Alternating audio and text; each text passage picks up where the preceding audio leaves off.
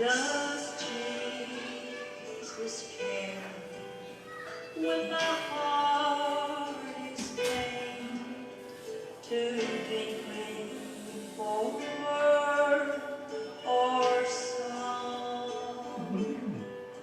As the burdens press and the cares distress and the way grows weary and dull. Oh yes, He cares. I know He cares. His heart is touched with my grief. When the way grows weary, the long night dreary, I know my Savior hears. Does Jesus care when my way is dark with a nameless dread and fear? As the daylight fades into deep night shades, does He care enough to be near? Oh yes, He cares. I know He cares. His heart is touched with my grief. When the day grows weary, the long night dreary, I know my Savior cares. Mayong hapon kanatong tanan, When the ako kamong imbitahon sa atong pagtuon sa mga pulong sa Ginoo, ining panahon sa atong pag-ampo. I'd like to greet everyone. Pinaagi sa ngalan ni Ginoong Jesus. Ug ang akong prayer nga naa kamo sa inyong tagsa-tagsa kapanimalay o bisan asa man kamo karon nga baton kamo kay gayunan sa pagpaminaw sa pagtuon sa pulong sa Ginoo karong hapon. Atong timbayaon ang tanan natong mga kaigsunan, mga higala, labi na gyud sa mga members dinhi sa Father's Lighthouse Bible Church. We are happy nga nagapadayon ang atong live streaming. Kung nagpasalamat kita nga hinay-hinay nagabalik na ang new normal nga pagsimba. Ya tumiaging Domingo, ikaupat ka panahon na nga kita nagtigo. Apan limitado lamang ang nagatambong. O karong Domingo atong paningwaon nga kita usab makatambong aron makapadayon kita sa panagtigong o pagdaig sa atong buhi nga Dios. Nagapasalamat kita nga ang Ginoo nagatagbo sa atong mga pagkinahanglan sa ministry. We thank God ang atong simbahan naka-install na og upat ka mga unit nga mga air condition unit nga mahimo nga makomportable na ang atong panagtigon. Iampo ninyo ang atong pagkinahanglan tungod kay in every activity or program that we have in our church, we need some financial assistance. And we thank the Lord is using many people in order nga ang buluhaton sa Ginoo magapadayon. Ang atong text karon nga hapon makita sa sinulat ni San Pablo ngadto kang Timothy. Atong basahon ang atong text na makita sa 2 Timothy chapter 2. Atong basahon ang verses 1 and 2 karon nga hapon.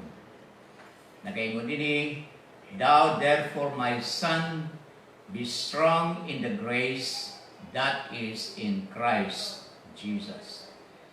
And the things that thou hast heard of me among many witnesses, the same commit thou to faithful men, who shall be able to teach others also." Ginaot kita nga ang atong langit ng amahan, magapanalangin ni ining mga pulong nga atong ibasa karong hapon, ngadto sa matag usa ka kasing-kasing nga dunay kaygayunan sa pagpatalingog o pagpaminaw o pagtuon ni ining bahin sa kasulatan. Una kita magapadayon, mag-aadto kita sa pag-ampo. Let's pray. Amahan nga langitno, nagapasalamat kami nga sa makausapa, imo kami gitagaaglain na usab nga panahon nga kami makatuon sa imong mga pulong ni ining panahon. We are so grateful unto you for many answers to prayer. Nagpasalamat kami kay hinay-hinay, step by step. You are answering our prayer and our desire, especially in the ministry that you have given us. We thank you, Lord, for allowing us again na mabalik kami diya sa panagtigom apan dunay limitasyon. Apan ang may nungdanon na doon na kami kagawasan sa pagdaig o pagsimba sa imong buhi nga ngalan. Salamat usab sa mga tubag sa pagampo. Gani nagapadayon kami pagampo sa among mga kaigsunan nga naa sa lain-lain nga dapit. Tingali dunay mga pagkinahanglan. We do not know, but the Lord knows the need that you have even this afternoon. Among hinumduman sa pag-ampo sila si Josephine, ili kami nga magapadayon ikaw pagpanalangin, ingon man paghatag ug may lawas, ingon man sa kumplito nga kaayuhan. Tungod kay nagtuo kami nga ang tanang maayong mga butang nagagikan diha kanimo. We also pray for Marlene Villarmea na naa karon sa SPMC. Ako ang ilang mga tinguha unta nga makarecover. Apan ang among mga pagampo nga ang imo gayong kabubuton ang matuman. Whatever things that you will nga imong ipadayag, nag-ampo kami nga ang tanan kanamo ug iyang mga hinigugmas kinabuhi dunay kalipay tungod kay ikaw man ang Dios mao hinungdan sa panamang mabutang. We thank you, Lord, for many things, many blessings. Bisan pa sa kalisdanan, dili gid kami mag-undang sa pagpasalamat kanimo.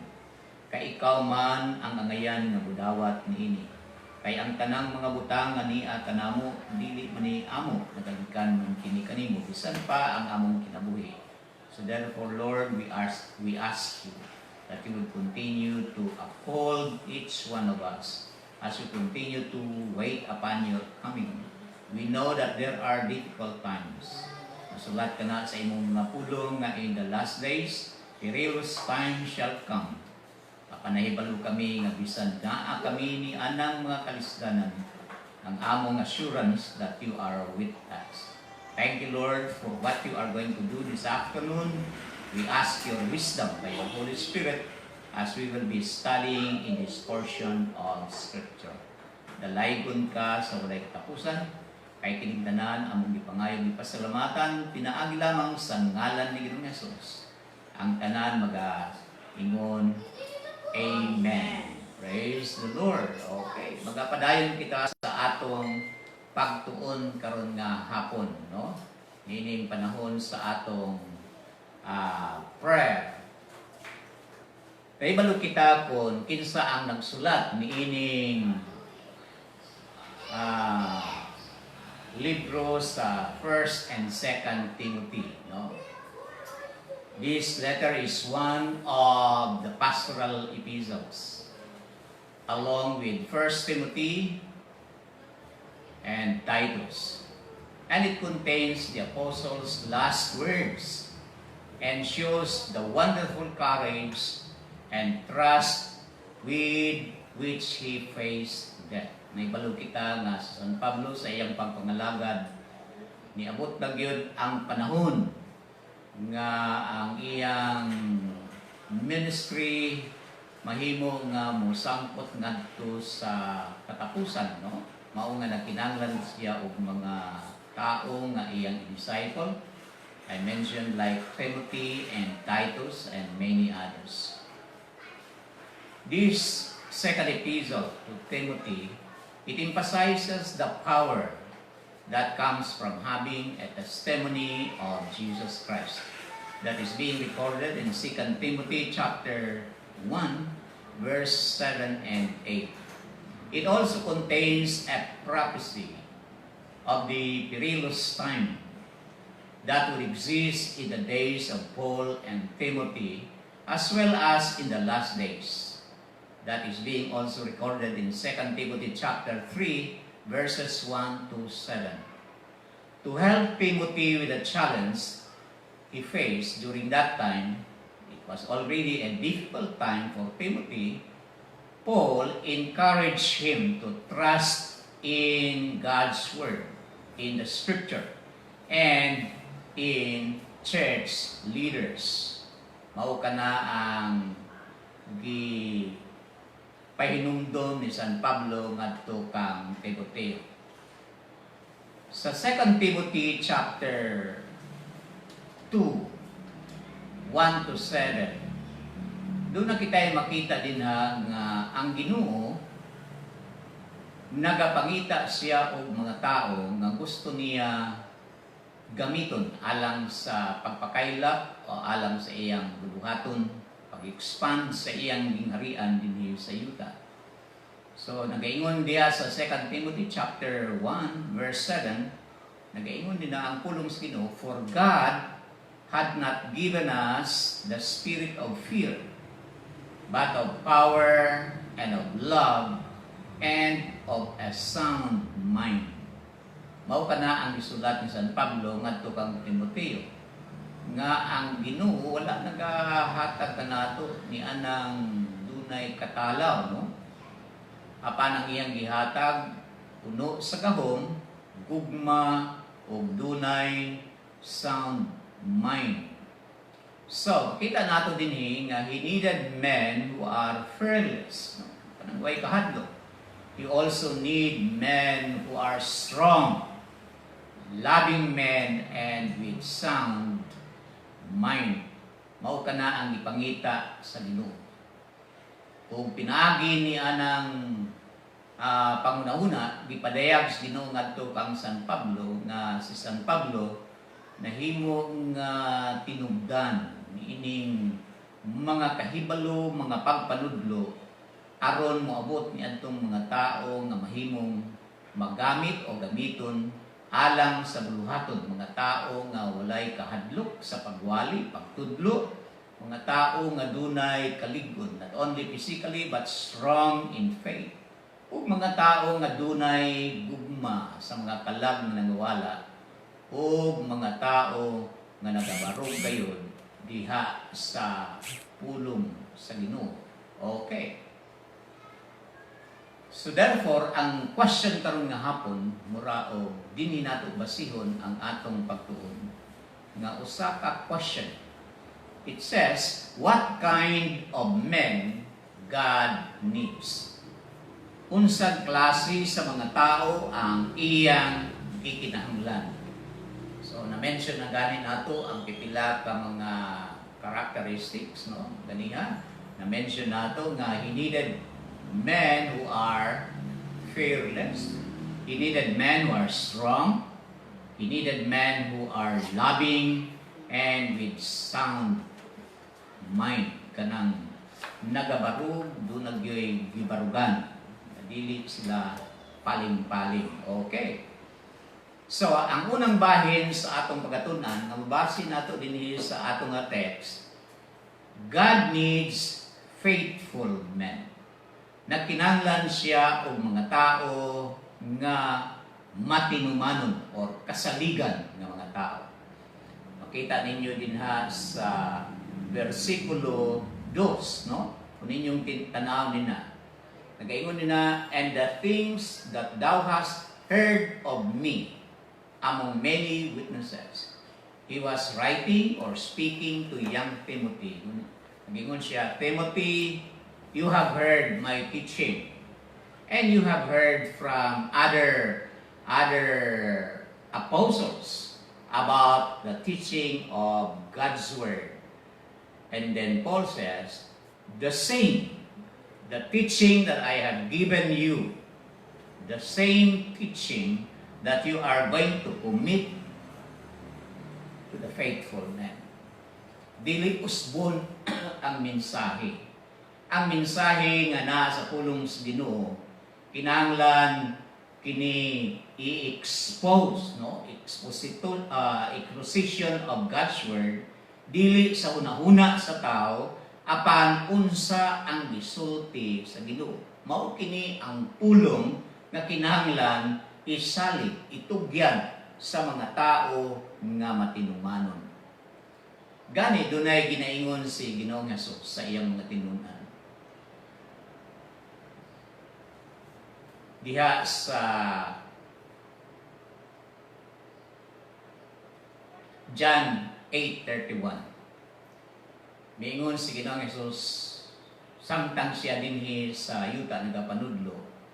Miingon siya, to the Jews who had believed him, Jesus said, if you hold to my teaching, you are my disciples. Ang buti pasabot niini, ang Ginoo nagakinahanglan siya og faithful man who is faithful believer of the Lord. A faithful believer or disciple of the Lord. Mao nga nagsulti siya, nagpanudlo siya sa mga Hudiyo, sa diyang miingon siya, if you hold to my teaching, kung kamo na minaw o nagsunod sa akong mga pagpanudlo, kamo angayan yun pagatawgon nga akong mga tinunan. Daghan man nagpakaroon ingnon nga mga tinunan ni Ginoong Hesus, apan ang basihan sumala sa atong gitunan dinhi, ang basihan nga tapagatawagon kitang tinunan ni Ginoong Hesus kung kita nagapaminaw o nagasunod sa iyang mga pagpanudlo. Kung mingon si Ginoong Hesus, siya mismo nagingon, then you are really my disciples. Kumusta man kita karong hapon? Kinsa may nag-ingon kanimo nga ikaw tinunan ni Ginoong Hesus? Si Ginoong Hesus kung siya magadeklara nga ikaw usa ka followers or tinunan niya, iya gyud basihon kung kining mga tao nga naminaw o nagsunod kaniya, sila mo ay angayan na pagkatawgon na iyang matununan. When Jesus told his disciple after his last supper with them, he said, if you love me, keep my commandments. He was calling for them to demonstrate their loyalty to him as their teacher by doing what he told them to do, which includes his commandment, loving with one another.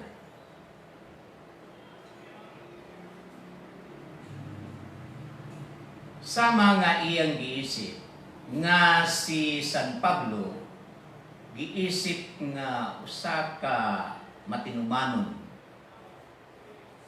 diha sa pagsunod, sa paghimo, sa kabubuton sa langit ng Amahan. In 1 Titus chapter 1 verse 12, or 1 Timothy, 1 Timothy chapter 1 verse 12, it says there, I thank Christ Jesus our Lord, who has given me strength, that He considered me trustworthy, appointing me to His service. Muna ang gideklara ni San Pablo. Ingon niya, nagpasalamat ko kang Ginoong Hesus, nga iya kong gitagaan o kahigayunan, kalig-on, kunya iya kong giisip nga kasaligan, o iya kong giila, nga mahimong mag-aalagad kaniya, diha sa pagtudlo o pagwali sa maayong balita. Paul was counted as a faithful one. Another thing is, God needed faithful believer of the Word. No? Ang Ginoo nagakinahanglan ug usa ka sumulunod, tumutuo, or followers or disciple who really faithful in the Word of God. Unsa may buti pasabot niini? Ang buti pasabot niini, faithful in God's Word, that they are holding fast the pattern of sound words in love and faith. 2 Timothy chapter 1 verse 13, ingon sa Pablo ngadto Timothy, what you heard from me, keep as the pattern of sound teaching, with faith and love in Christ Jesus. Mao nga nagkinahanglan kitag mga magtutudlo nga nagatudlo gayud sa pulong sa Ginoo. Wala katudlo sa ilang mga kaugalingong idea. Karon baya daghan kaayong mga pagtulunan nga dili na gyud mabase sa pulong sa Ginoo. Very strict si San Pablo sa pagsulti niini ngadto kang Timoteo. Ingon niya, unsay imong nadungog gikan kanako. In other words, Paul was so proud that he was really strong in God's Word. And then he said to Timothy, keep as the pattern of sound teaching. Kinahanglan imo kining bantayan, pagatitigan, tungod kay kini mao ang pattern, sumbanan sa usa ka tama nga mga pagpanudlo. Inubanan sa pagtuo and love in Christ Jesus. So, gi-disciple gyud ni San Pablo si Timothy. Kinahanglan gyud ta og mga strong leader in the church. Dunay katakos sa pagpanudlo ug kinahanglan ang kinabuhi sa leader mahimong nga maka-influensya gyud sa mga tao nga under his leadership. And that was Paul. Meaning to say, naa naman siya sa about to end na ang iyang ministry, ang iyang life. In fact, pagsulat niya niini na siya sa bilangguan, nagkapasabot nga nakita na niya ang iyang kinutuban. So in other words, dili siya gusto nga ang mga pagtulunan mawala ra kung wala na siya. Dapat masigurado siya, una siya mubiya na ang mga tao nga iyang gibansay, na ang mga tao nga iyang saligan, nga kini magapadayon ang maayong pagpanudlo, aron ang mga tao mag-grow sila sa ilang pagtuo o sa ilang gugma diha kang Ginoong Jesus. Diba? And then, not only studying now, but ang pangunahuna ni San Pablo kanang mapinadayunon nga pagtuon o pagkat-on sa pulong sa Ginoo. Kay kung dili na nagapadayon ang imong pagtuon, dili siya naga-expand. In other words, every day, as Paul was thinking or giving this idea to young Timothy, he wants Timothy to grow in the Word of God. If he wanted to grow, then you must learn and study the Word of God daily. Maybe until he comes. Kagtuo ko nga kung kita magapadayon sa pagtuon, hangtod sa pagbalik ni Ginoong Hesus, mahimo kitang panag-ingnan nga kita nahimong naga-expand sa Word of God. Kadaganan mo gudon sa atong natun-an ni atong mga miagi pang tuig, maura gihapon ang atong natun-an karon. So kinahanglan careful kita nga unta ma-develop ang atong learning knowledge of the Word of God. Mahimo lang kita ma-develop when we are learners. Kung kita dunay tinguha nga mukat-on pagyon. Mao na ang encouragement sa mga alagad sa Ginoo. Do not be contented of what you have learned yesterday. You need to really discover more. Because there are treasures inside this book. Mangita yung pabaagi. Kung dunay kay gayunan nga mag-eskwela, eskwela mo, no? Ayaw magpingon nga human ako eskwela, no? Dapat kung dunay mga opportunity, you need to study more. You need to expand your knowledge about the Word of God. You need to read books, and you need to study and study so that people will be blessed by your teaching. Mao nang giingon ni San Pablo, guard in 2 Timothy chapter 3 verse 14. Guard the good deposit that was entrusted to you. Paul has deposited some good teaching in the life of young Timothy. And Paul says, you have to guard it. Why? There are those who are coming. Not guard it with the help of the Holy Spirit who lives in us.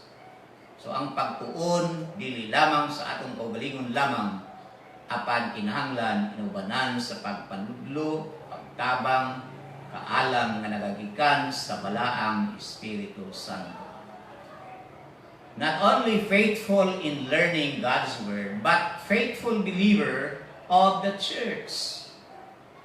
So kinahanglan ang mga believers sama sa iyang gitudlo ngadto kang Timothy nga ang mga katawhan diha sa Ephesus, kay si Timothy nagapastor man sa Ephesus, nga dili lamang sila maayo nga magtuon sa pulong sa Ginoo, but they are going to be a good supporters of the church. Ibaluman ka mo kung sa ikahulugan sa church, no? The church is an assembly of called out people from darkness to light, which is the Lord Jesus Christ.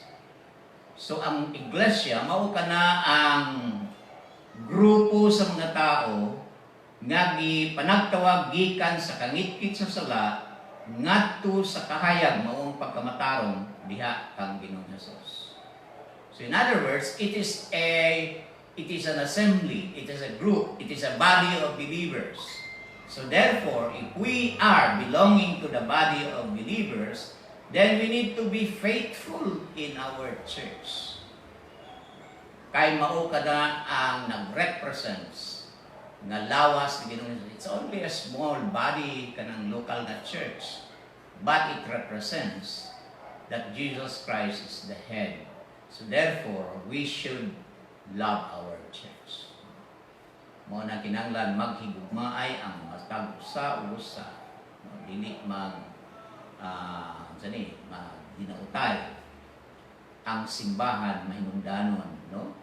Serving their brethren, dunay himlo like Epaphras in Colossae, no? If you have your Bibles with you, you can read it in Colossians chapter 4 verse 12. Kasi giingon din na. Epaphras, who is one of you and servant of Christ. Nagigsulti man si San Pablo ngadto kang Timoteo. Ingon niya, doon na tayo kauban nga alagad sa Ginoo, servant of Christ, na si Epaphras, nga nagapadala sa iyang mga pangamusta, greetings. Unsa may iyang gihimo, he is always wrestling in prayer for you. Wala gyud siya nagaundang, nakigbisog gyud siya nga nagaampo sa mga tao nga naa sa iglesia. Nganuman, nagaingon din niya ang pulong sa Ginoo, that you may stand firm. Nga ang mga tao nga naa sa iglesia mahimong magabarug in all the will of God. Kanang pagsunod, pagbarug diya sa kabubuton sa Dios. To be mature and fully assured. Kinahanglan kita ay mag-ampuay. No? Iampo ninyo ang inyong simbahan. Iampo ninyo ang inyong pastor. Iampo ninyo ang tanan mga activities sa church ug inyong suportahan. Kay nganuman gibutang kamo sa Ginoo diha niya ang iglesia aron diha magamit ninyo ang inyong mga spiritual giftings. Walay pulos ang atong spiritual gifts kung wala man lay body of Christ diin kita maka-exercise sa atong mga gasa. Mao gani gipanagtawag kita, gitagaan kita kay gayunan nga makabaton ug kasiguruhan, kaluwasan pinaagi sa atong pagturi kang Kristo. Apan dili lang kutob dinha. Kinahanglan gamiton kita aron mahimo kitang instrumento sa pagpakaila, pag-expand sa gingarian sa Ginoo dinhi sa yuta. Unsaon nato pag-expand? By using your different gifts. Kung doon na kay gasa sa pagpanudlo, magapadayon ka pagpanudlo. Kung doon na kay gasa sa pagwali, may tungod sa sulti sa kaluwasan, why not? In other words, we are equipped by Him with the gifts so that we can be an instrument nga mahimo nga ang iyang buluhaton din sa yuta sa dili pa siya mobalik, mahimo gayod nga mahimong magmatinumanon, magminanaugon. But you need your prayer. Pila ka ninyo nag-ampo sa simbahan? Pila ka ninyo nag-ampo sa mga buluhaton? Pila ka ninyo naninguha nga mahimong gamiton sa Ginoo?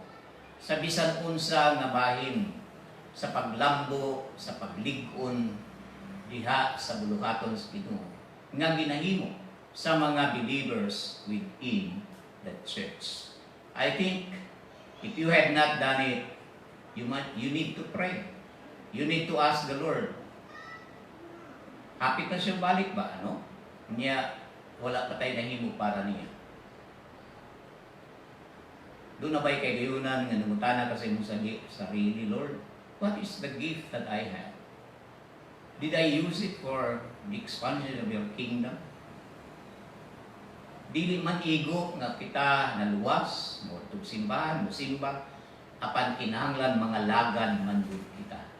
Mao nga si Epapras gisguta dinhi, ang iyang papel nga gihimo dinhi, he was wrestling in prayer in behalf of the church.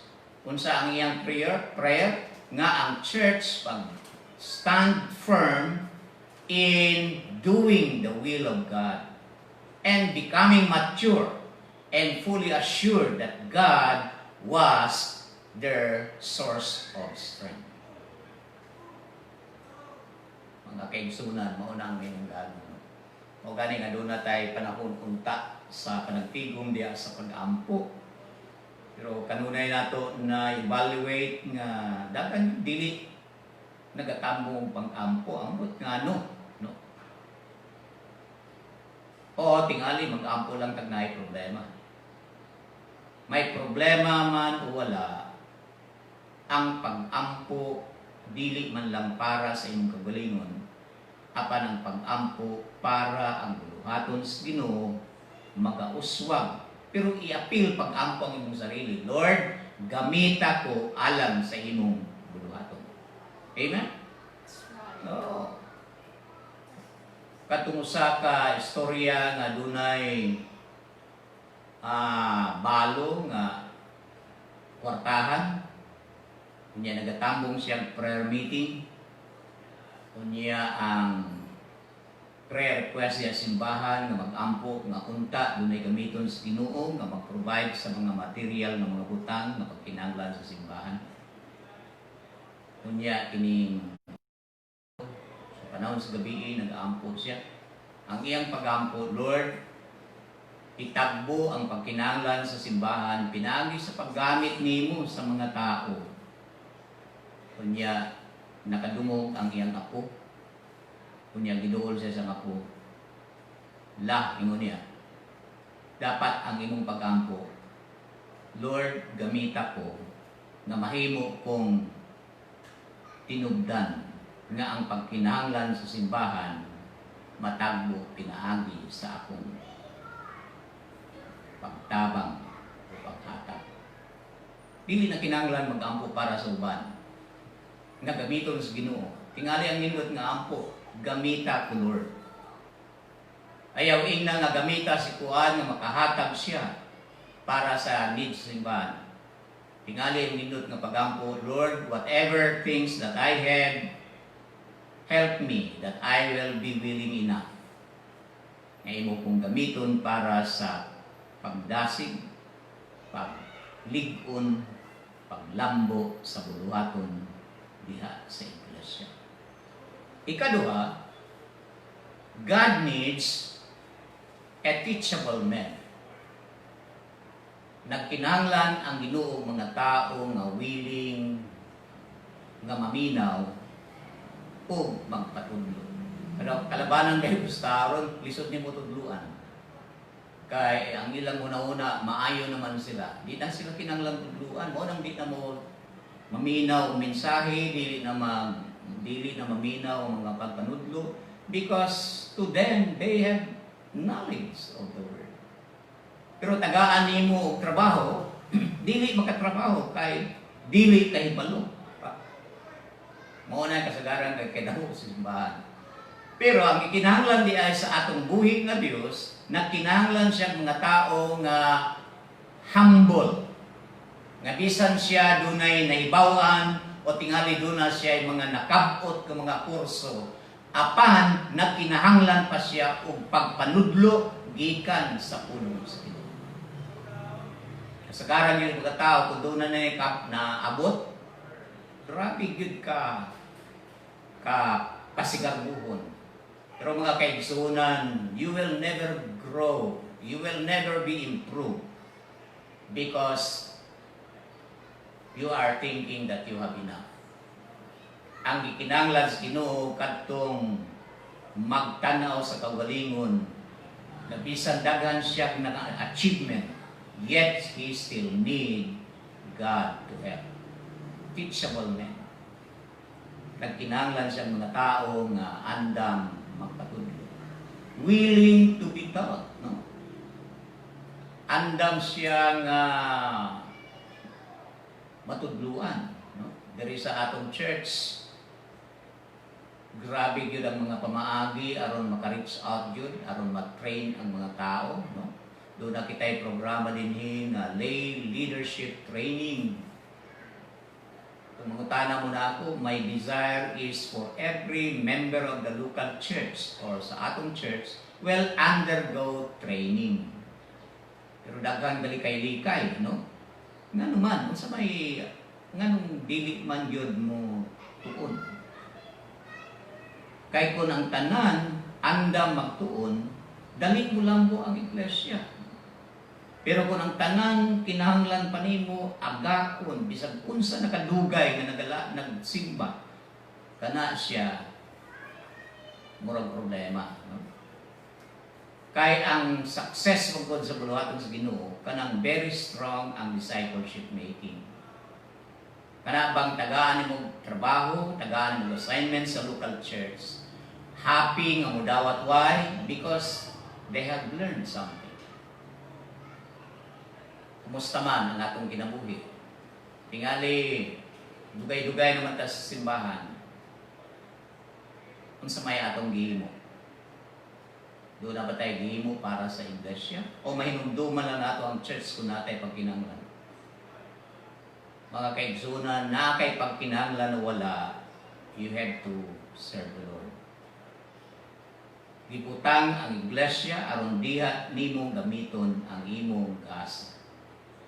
Kay kung wala kay simbahan, dili ka membro sa usa ka simbahan, wala kay laboratory nga imong gamiton para ma-exercise nimo kanang imong kahibalo sa pulong sa Ginoo. That's why the church is a church nga mo accommodate nimo o sa tanan nga mga tao nga gusto mag-aalagad sa dili pa siya mobalik pag-usan.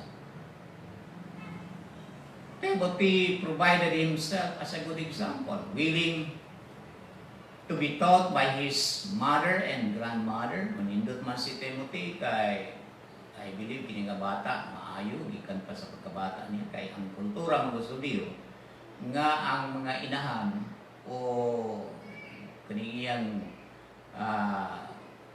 lula, grandmother, maumay nagtudlo kanilas kang Timothy sa pagkamadlukon sa Dios, gitudloan sa ginatawag na scripture.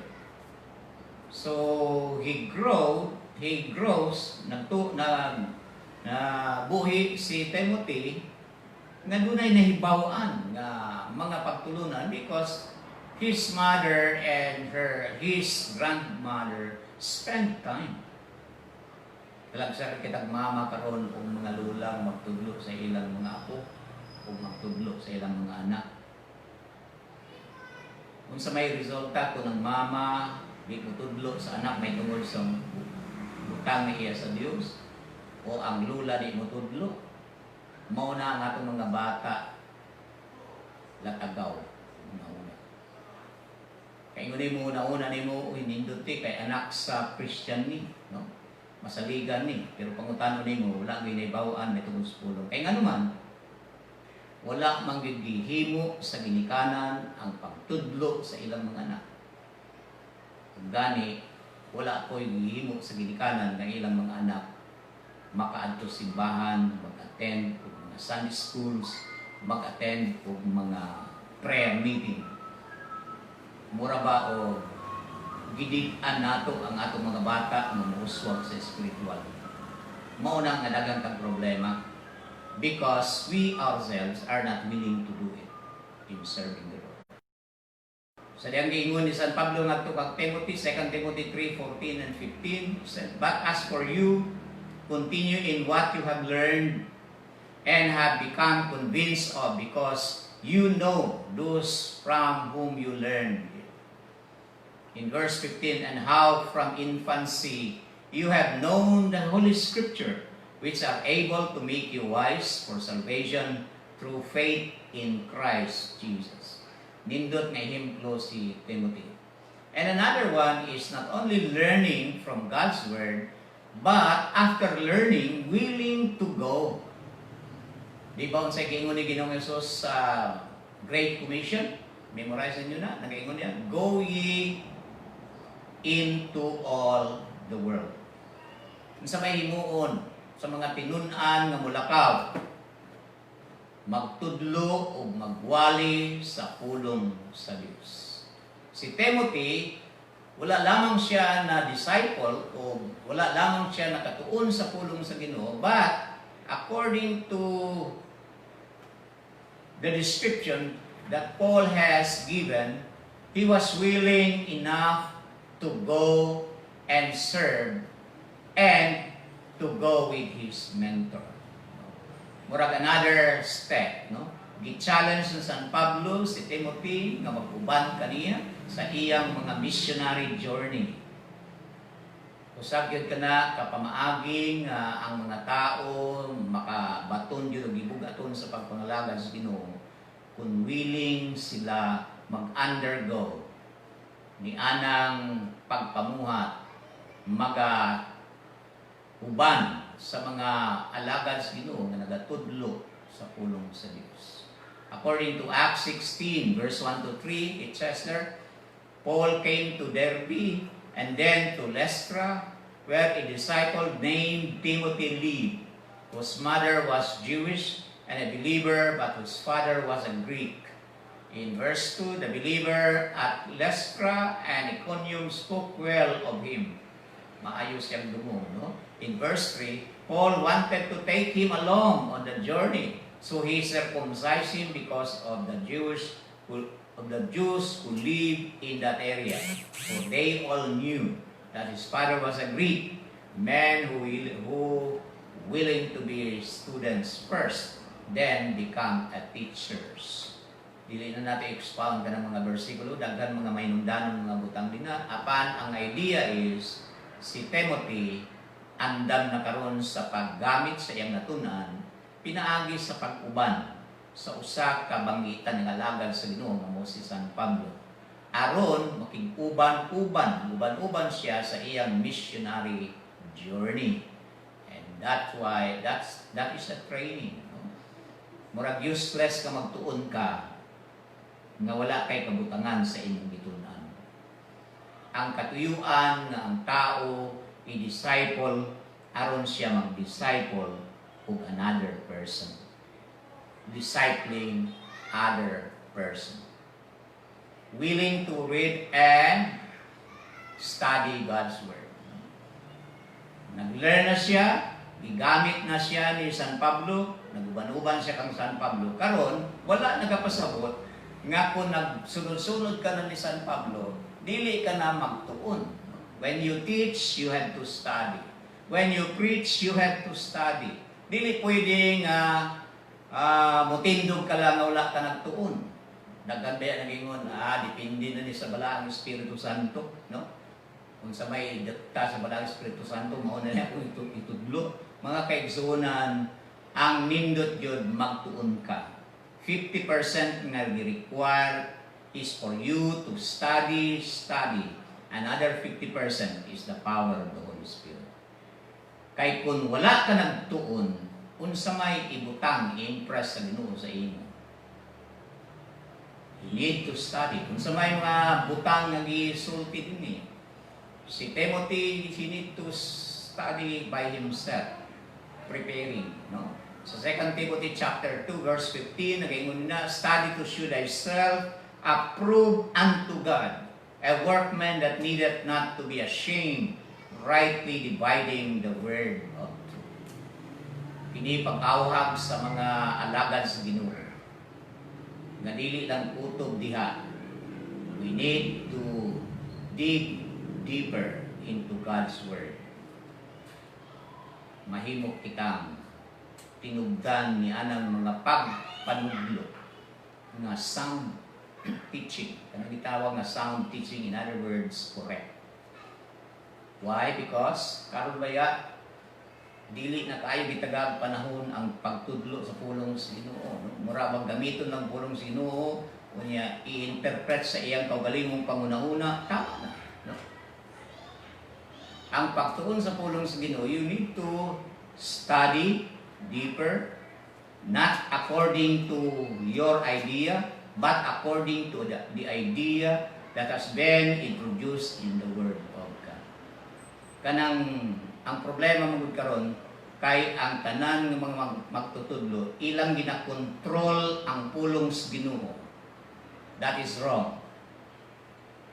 Ang nindot is, you need to be controlled by the Word. Kung magtudlo ta, dili kita mo control sa pulong sa Ginoo. Dapat ang atong pagpanudlo, we are controlled by the Word. Meaning to say, if we are controlled by the Word of God, di kita makasulti o mga lahi-lahi, no? We are controlled. Meaning to say, we dwell in what the Word of God is teaching us. Sa Ezra 7:10, doon na illustration sa daan na tugon. Ezra was a priest. Ezra 7:10. Excuse me. This was because Ezra had determined to study and obey the law of the Lord and teach those decrees and regulations to the people of Israel. Si Ezra ingon nga pari sa iyang pagtudlo sa mga katawhan sa Israel may tungod sa balaod sa Dios. He needed to study. Mauna ang mga Hudiyo gikan sa ilang pagkabata ginabalik-balik yun pagtudlo ang pagsunod sa balaod sa Dios. Mauna si Timothy, he was really trained by his mother and his grandmother, no? Tungod kay ang mama Jewish man, ang iyang papa ang Greek, half siya. Pero ang dominante, as I see it in our text, ang dominant na naa sa pamilya na nagtudlo sa pulong is his mother and grandmother. Okay, katapusan. Ikatulo, God needs men to be able to teach. Ang Ginoo nagkinahanglan og tao nga makahimo sa pagpanudlo.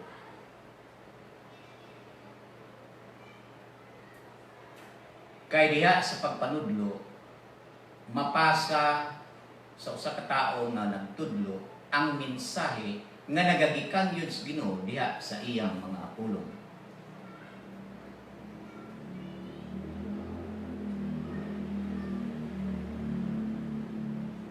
Kinahanglan andam siya ba? Kadang ginatawag willingness to teach other men. So may gingon sa atong text. What you have learned from me, the same commit thou to faithful men. Sa ulay nga part, who shall be able to teach others also. Giingnan ni Paul si Timothy, unsay imong nakatunan nga akong gipanudlo kanimo gikan sa pulong sa Ginoo. Gusto nako nga imo kining itudlo ngadto sa mga tao nga makahimo usab sa pagtudlo sa uban. What you learned from me, you should teach this to other persons. Sa 1 Corinthians chapter 4 verse 17 nagaingon ni, for this reason I have sent to you Timothy, my son whom I love, who is faithful in the Lord. He will remind you of my way of life in Christ Jesus, which agrees with what I teach everywhere in every church. Kanang sultid San Pablo. Meaning, teaching others makes one a faithful follower of Christ. Muna yung sultinaw kaniya. Kita nga nakakatun, kita nga nagtuon, kita nga nakabaton ni ini. Magapadayag kini kung kita magpanudlo sa uban nga mga tao, kini nagapadayag nga kita mao ang faithful followers of Christ. Di man kita gapanudlo sa atong kaugalingong mga butang na naibalaan. Ang atong gipanudlo is about Christ, no? Sa 1 Timothy chapter 4 verse 6 naging na, if you teach these things out to the brothers and sisters, you will be a good ministers of Jesus Christ, nourished on the truths of the faith and of the good teaching that you have followed.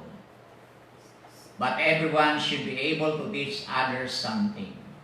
Mao na ginaingon, kung ang tanan na naa sa iglesia na himong na disipulo siya, kunya andam na siya sa pagtudlo sa uban ng mga tao, tingali ang nindot kung kinsa ang imong gidala sa simbahan na imong bisita, ikaw yung magtudlo, no? Ayaw pagsalig sa ang uban magtudlo niya. Mo nang ginaawhag ang matag tumuluo maga-convince or maga-invite og mga tao unya kanang imong giinbitar. Ikaw gyud ang maningkamot nga mahimo kang instrumento dili lamang pag-imbitar apan sa pagtudlo sa pulong sa Ginoo. Kay dili usa man na kadakong kalipay nga you will see him have the knowledge of Christ and growing in the knowledge of Christ because you have done something right. According to Hebrews chapter 5 verse 12, nagingon na, for when for the time ye ought to be teachers, ye have need that one teach you again, which be the first principles of the oracles of God, and are become such as have need of milk, and not of strong meat. Mao kana mga kaigsunan, kinahanglan kita nga nakakaton, mahimo kitang magtutudlo, ug kadtong atong gitudloan, mahimong magtutudlo usab sa ubang mga tao. In other words, multiplication. So, dali ra mag-grow ang body of believers if everybody do his responsibilities.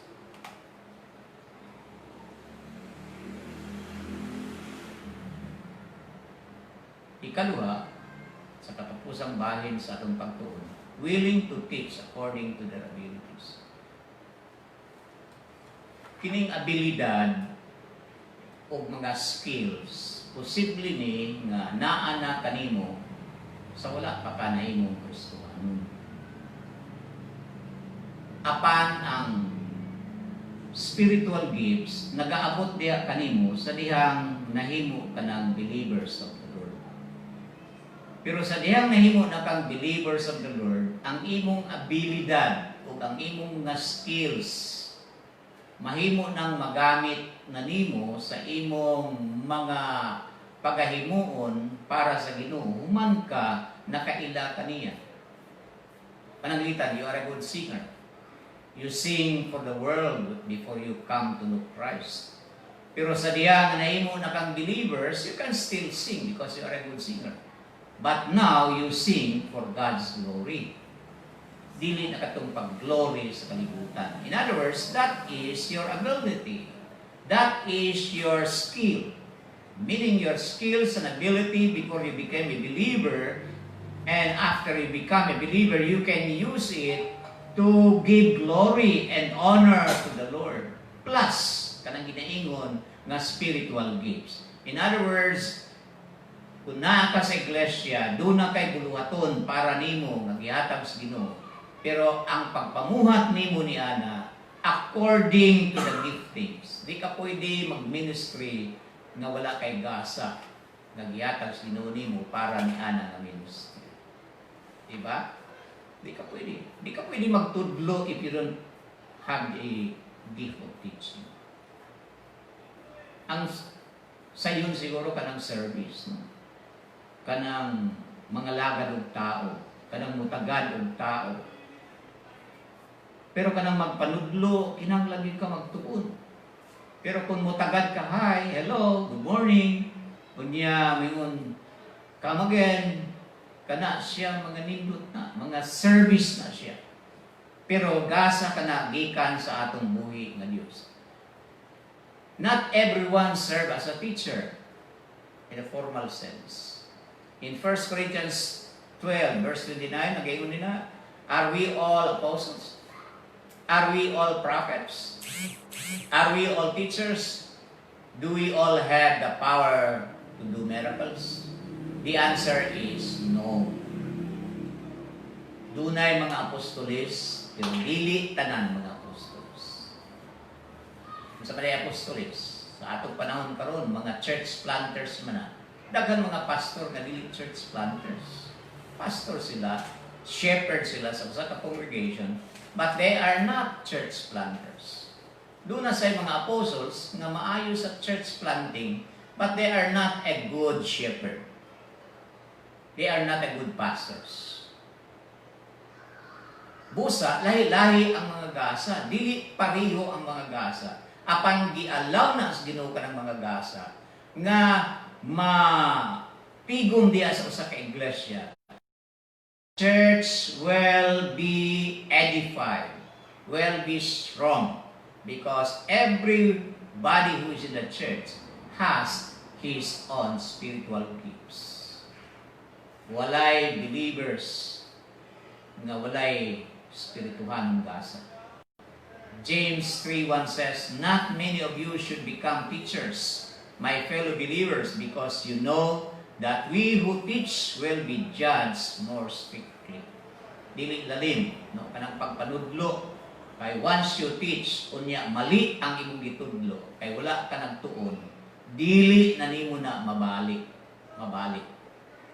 That's why before you teach, you need to study. Dili ka kabahala.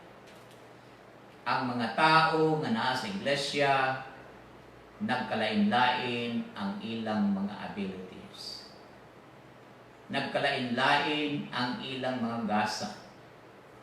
Apan gikinahanglan nga mahimo silang faithful stewards of God's grace in its various form. If anyone speaks, they should do so as one who speaks the very. If anyone serves, they should do so with the strength God provides, so that in all things God may be praised through Jesus Christ. To Him be the glory and the power of forever and ever.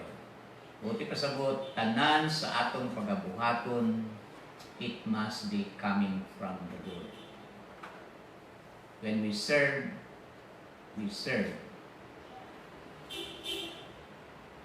because we love God. That is a very serious thing.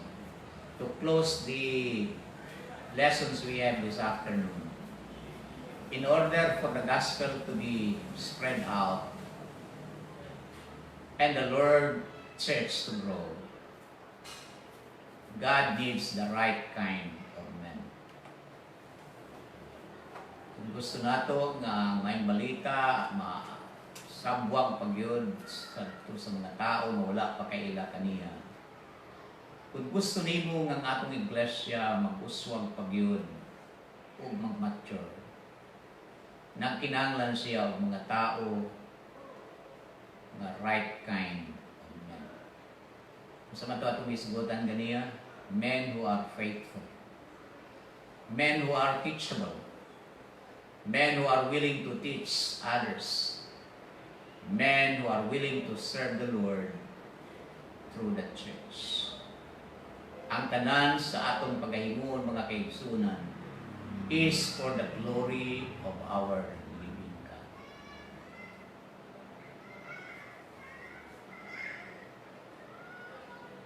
Kinahanglan magpangamudlay kita samtang adlaw pa. Kung sa ingon sa pulong sa Ginoo, work while it is day. When night comes, nobody can. The question is, how much time do you have for Christ? How much time do you have here on earth? If you know, kung kay balo lang kita kung asa ra takutom diri sa yuta, tingali dili kita maglangan-langan. We have to do our part. That is the challenge this afternoon. God needs you who is faithful. God needs you who is humble and teachable. God needs you who are willing to teach others. God needs you who are willing to serve the Lord, to serve Him in the church.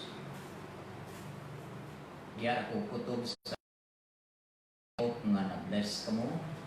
Hindi nga mga mensahe sa pagpahinumdum nga sa San Pablo nag-aauhag sa kang Timoteo nga sa dili pa siya mubiya piling kalibutan kay gulang na siya, inana siya sa pusuan, wala siya kay balo kung sa iyang dangatan, mao nga gitagaan niya panahon kini para masigurado niya nga ang pulong sa Ginoo magapadayon even in his absence. It's good probably to ask yourself this afternoon, what is my goal in the church? Kung wala pa nimo nakaplagi o naibali ang imong buluhaton or trabaho na giyatag sa Ginoo sa inyo, tingali karong hapon, you need to talk to Him. He needed you. Gusto niya ikaw, gamito niya.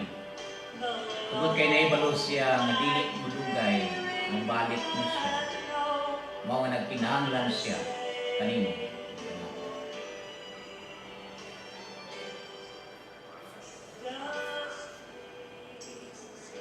Tanan kanato dunay kayunan sa pagpanawagan. Ikan sa mga kabataan, mga batanon, mga adults. If you are a member of the church, do something for Him because you are saved for that purpose. Dalaygon ang atong buhi na Diyos. Muadto kita sa mga pagpahibalo. Karong Sunday, magapadayon ang atong new normal na worship. Akong ipahibalo kaninyo ng atong time begins at 8 o'clock to 9:30, mo ng arrival time. And then after 9:30, magsugod na ang atong panimbahon. Ikinanglan nga kamo kumplito sa mga protocols. Magasuot kamo sa inyong mga face mask. ug sa inyong mga face shield para mahimo nato ang pagsunod sa tanan ng mga kinahanglan sundon, labi na gyud sa pag-preserve, sa pag-take care sa atong sarili. Kalay ko ng atong dili gyud pwede ang mga kabataan, di mo ang mga bata. Kung katong dunay mga balatian, dili sad mo kadto lang mga physically well. You are encouraged to join our church worship this coming Sunday. Magaan po kita. Amahan nga langit no, nagapasalamat kami. Anining hapuna, imo kaming gitudluan sama sa sulat ni San Pablo, gitudlo niya ngadto kang iyang Timothy. Ang unod ni ining sulat mao ang pag-awhag kang Timoteo nga mahimo siyang dalamiton labi na gyud sa pagpanudlo sa imong mga pulong ngadto sa mga katawhan. Tungod kay daghan ang mga kaygayunan nga ang kaaway nagadisturbo ug nagasamo sa mga pagtulunan mahimo ng dili na sound. Mao nga si San Pablo nag-awhag kang Timoteo nga magbarog kayo siya sa pagturon. Ug iya kining itudlo ngadto sa mga faithful men. Ug kadtong mga faithful men magatudlo usab ni adtong mga tao nga ilang kasaligan. Lord, that is our prayer. Nga ang tagsa-tagsa kanamo nga imong mga linuwas, you have saved us for a purpose.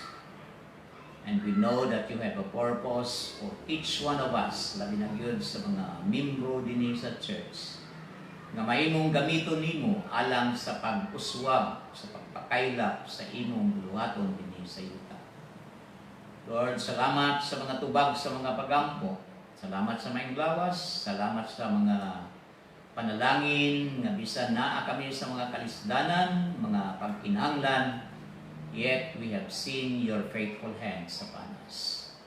Thank you, Lord, for your healing touch sa mga nagbalatian. Ikaw nagahatag og kaayuhan. Kung gani nagapadayon kami sa pagampo ni adtong dunay mga balatian karon. We remember to pray for Josephine Hilikami na makarecover siya sa iyang tanan ng mga balatian o ang kumplitong kakayuhan. Imong ipadangat, pinaagi sa pagtuko. Magpapadayon ka pang comfort sa pagpanalangin sa Villarmia family, ang Berlin. Nagangyo kami nga ikaw ang magapadayag sa imong gahon niini nga pamilya. Tungod kay nagtuo kami nga ang tanang mga butang dinhi sa yuta kini naagid kay kalabingitan o kalabutan. Mga nagangyo kami sa imong matinumanon ng mga pag-saad nimo ngadto sa imong mga katawhan. Thank you, Lord, for the confidence na naa kanimo nga among bisaligan kanunay sa mga sa among mga kaigsuunan nga wala kami kay balo kung unsay mga need karon. Whatever needs they have now, I pray for your blessings upon them. I-bless ang tanan ng mga tinuha namo sa among iglesia na step by step we will be able to do whatever things that you are going to impress into our hearts as we wait upon your coming. Thank you, Lord, for many victories and many blessings and opportunity that we can rejoice together because we are serving a faithful God. Salamat sa imong pag-awhag kanamo karong hapon. Kung nagtuo kami nga ikaw sa gihapon magapadayon sa paghatag kanamo dugang pang mga desire nga mag-grow kami diha sa kahibalo sa imong mga pulong. Panalangin niya nga among nasod. Nagtuo kami nga daghan mga naapektahan ni ining pandemya. Daghang mga pamilya nga nagaantos, mga dunay mga kabul-anan. Daghang mga pamilya usab naa sa mga pagkinahanglan. Nagtuo kami, Lord, nga imo kining gitugutan, nakadtong mga dunay mga problema magadangop diha kanimo. kay ikaw man ang tinugdan sa tanan ng mga butang. Sa kini ka mga pamaagi nga makaila sila kanimo nga ilang personal Ginoong manluluwas. Tungod kay ikaw man ang Dios nga gamhanan nga among gilagaran, makahimo sa tanang mga butang nga dili na mo mahimo. Kapan ikaw makahimo niini kay Dios ka man. Amoy nagmugna sa langit ug sa iyo. Dalaygon ka sa walang katapusan. Tungod kay kining tanan nga among mga burdens and prayer requests, we know na ikaw lamang gayon ang among paglaom, ining among pagkinabuhi, pagpangalaban, while waiting for your coming. For this is our prayer with much praises and thanksgiving, for we ask it in Jesus' name. Amen. Mayong hapon kanatong tanan. I hope na nakanalanginan kamo sa akong pagtuon sa iyang mapulong. Nagtuo ko nga inyo kining i-share ngadto sa inyong mga higala. Praise the Lord.